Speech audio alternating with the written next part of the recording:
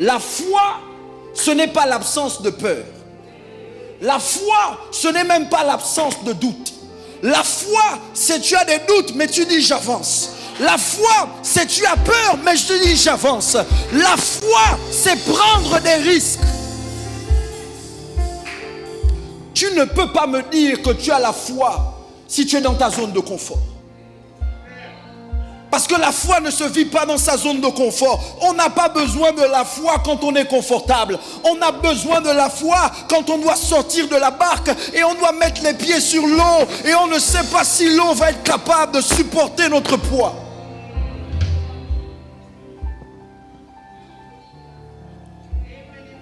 La foi n'est pas la foi si devant les autres qui n'ont pas ta foi, tu n'es pas fou.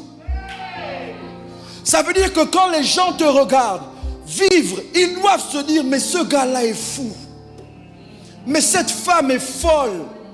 Comment tu peux laisser partir cette opportunité pour quelque chose que tu n'as pas vu? J'ai entendu Dieu.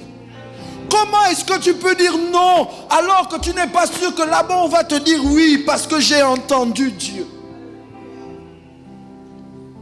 Ce matin, je viens dire à quelqu'un, il faut que tu recommences à vivre par la foi.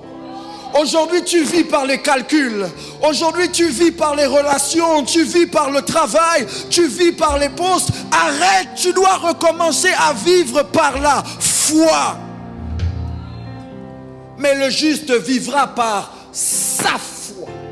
Ça veut dire que tu ne peux pas vivre ta vie sur la base de la foi du pasteur. Tu ne peux pas vivre ta vie sur la base de la foi de ton père, de ta mère, de tes frères ou de tes sœurs. Parce qu'il y aura une situation où ils ne seront pas là. Et tu devras faire face aux difficultés. Et si tu n'as pas ta foi,